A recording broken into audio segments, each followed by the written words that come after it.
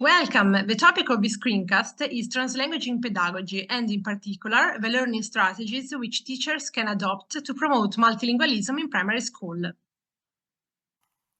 The examples that we will present in this video are from an Italian project called L'altro parlante. This project began in 2016 and is still being implemented in 6 Italian multilingual schools.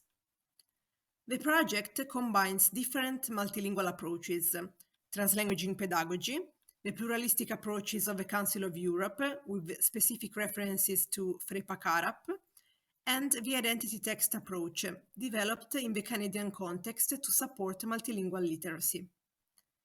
The project L'altro parlante was awarded the European Language Label in 2018. Firstly, it is important to create a multilingual welcoming environment in which we will later implement translanguaging pedagogy. With the help of a mediator or using multilingual questionnaires, we can collect information regarding home language practices, in particular on the child's exposure to storytelling and literacy. We can provide parents with correct information regarding bilingualism and home language maintenance. Still today, there are several misconceptions regarding bilingualism. Through meetings or specific multilingual brochures and materials, we can inform families regarding the positive effects of bilingualism and give advice on how parents can support home language development.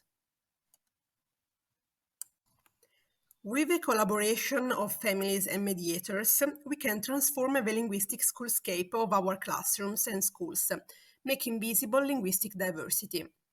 We can prepare posters and multilingual word walls, in which we can add words and short sentences in all the languages of the students' repertoires. We can choose these terms and expressions according to the activities carried out in the class. It is useful, for instance, to introduce keywords from specific school subjects and ask students to translate the term and provide a definition in his/her mother tongue.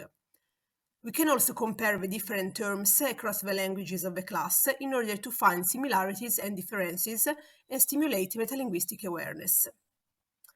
From a symbolic point of view, showing language plurality in the schoolscape means that the school welcomes all the languages and identities, and this is a very positive message for families.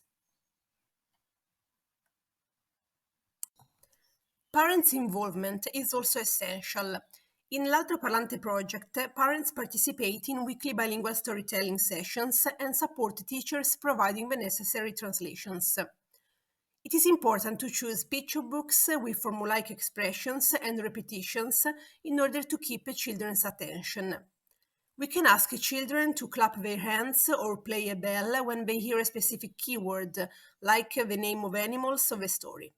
In this way, we will actively involve all the class in reading and comprehension.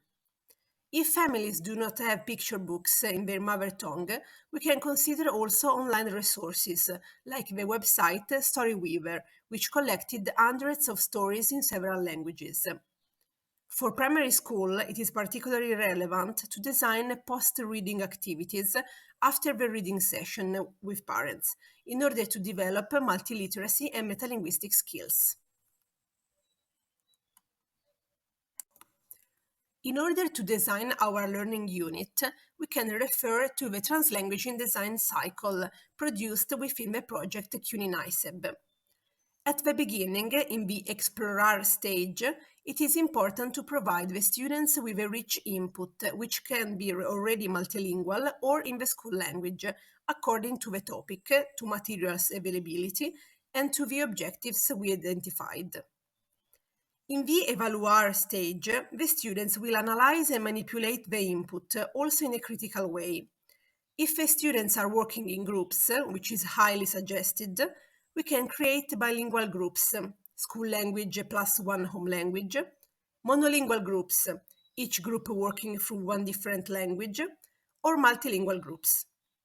During the Imaginar stage, the students will design their own multilingual product, and finally, they will present it to the class, and, if it is possible, implement it outside the classroom, like in the school or in the society. In the Explorar stage, If we decide to provide the students with a multilingual input like audio or written text in multiple languages, or even text with different degrees of language mixing, we will improve students' intercomprehension and metalinguistic skills. Moreover, students will be forced to collaborate, creating positive mechanisms of mutual interdependence, in which emergent bilingual students will be essential to understand the input and then empowered. If we decide to provide a monolingual input in the school language, it is important that all the preliminary comprehension activities of the Explorer stage would be conducted in a multilingual mode, like answering to a 5W questionnaires in all the languages of the class, or summarizing each paragraph of the text in a sentence in the home languages, or complete a mind map using students' languages.